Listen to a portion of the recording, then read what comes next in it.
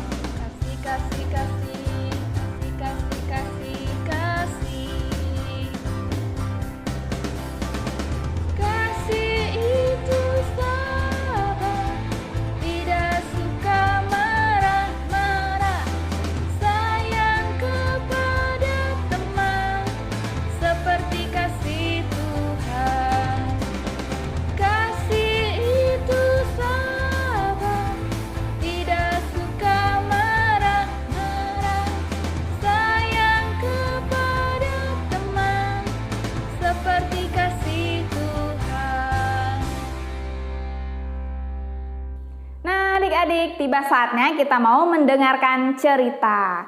Adik-adik, saksikan videonya ya. Sahabat yang baik.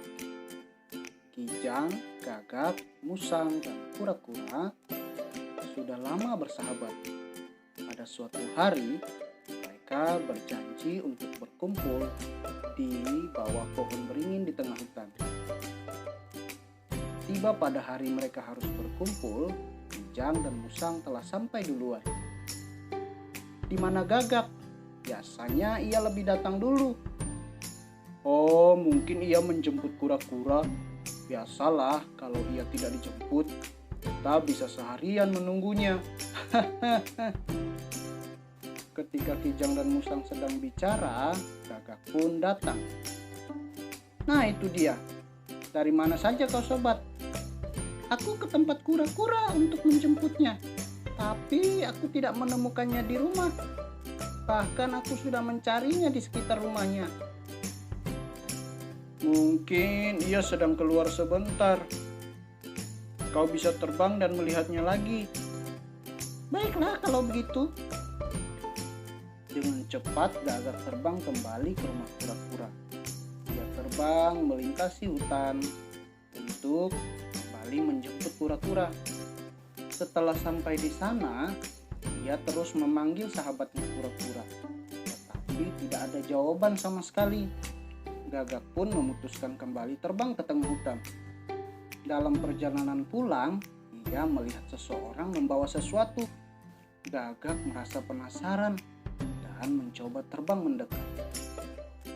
Ia begitu kaget melihat bahwa sahabatnya kura-kura terikat dan dimasukkan ke dalam jaring milik orang itu. Itu ternyata seorang pemburu. Gagak dengan cepat menemui kedua sahabatnya. "Kenapa kau terlihat ketakutan dan buru-buru?" "Aku melihat kura-kura ditangkap oleh pemburu. Ia dimasukkan ke dalam jaring dan dibawa oleh pemburu itu." "Aduh, gawat. Kita harus segera menolongnya. Tapi bagaimana caranya? Kita tidak mungkin melawan pemburu itu. Ia pasti membawa senjata." "Kita harus bekerja sama untuk menolong kura-kura. Aku punya ide. Aku akan memancing pemburu itu untuk mengejarku. Mungkin ia akan melepaskan gendongannya. Sementara itu, musang melepaskan ikatan dan jaring itu. Gagak nanti akan membawa kura-kura terbang dari situ." "Tapi bagaimana jika kau tertangkap dan tertembak?" "Tenang saja sobat, aku bisa lari dengan cepat. Yang terpenting sekarang kita harus menyelamatkan sahabat kita." "Aku setuju, tapi kuharap kau berhati-hati. Kami tidak ingin kau terluka atau tertangkap. Kita harus selamat semuanya." Ketiganya pun pergi untuk menyelamatkan kura-kura. Dengan bantuan Gagak, mereka tidak kesulitan menemukan pemburu.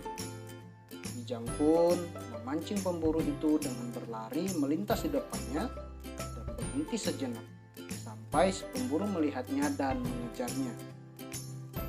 Ketika pemburu itu mengejar si Kijang, ia melepaskan bawaannya dan meninggalkannya. Ia berpikir setelah menangkap Kijang, ia akan kembali lagi. Ia berusaha mengejar Kijang dan berusaha membidiknya. Semakin lama semakin jauh. Sementara itu, musang langsung mendekati kura-kura. "Hei sobat, apa kau baik-baik saja? Tenanglah, kami akan menyelamatkanmu." "Iya, aku baik-baik saja. Syukurlah kalian datang.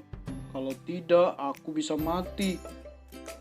Musang pun merobek jaring itu dengan giginya yang tajam, dan ia berhasil melepaskan kura-kura. Sementara itu, Gagak pun langsung membawa kura-kura terbang dari tempat itu. Si pemburu merasa kelelahan dan memutuskan berhenti untuk mengejar Kijang.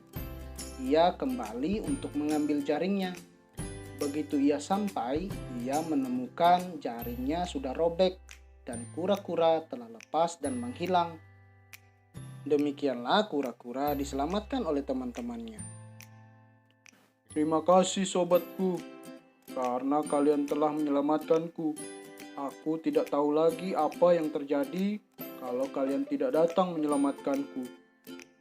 "Ah, tidak apa-apa. Kami akan melakukan apapun untuk menyelamatkanmu, karena kamu adalah sahabat kami." Nah adik-adik, demikianlah cerita hari ini. Dari cerita ini kita belajar bahwa kita harus memiliki kasih yang besar, baik kepada teman, kepada orang tua, saudara, atau bahkan orang yang tidak kita kenal sekalipun. Seperti Tuhan yang sudah mengasihi kita dan menyelamatkan kita.